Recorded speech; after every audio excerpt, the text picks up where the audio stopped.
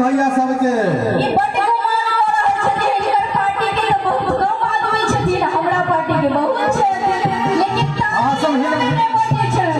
सब हिनका पार्टी में छियै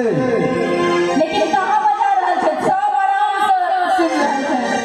एक बेर बजा के सुना दियौ अब ओ सब देखियो चाय है ना नहीं बजे थी सब देखियो कहना बजे थी यूं तो कुछ दिल किया होते सर्द होते हैं जिनके बाजुओं में हो जोर वो वाकई में मर्द होते हैं जितने भी मर्द बैठे फिर दोनों हाथ उठा के और जो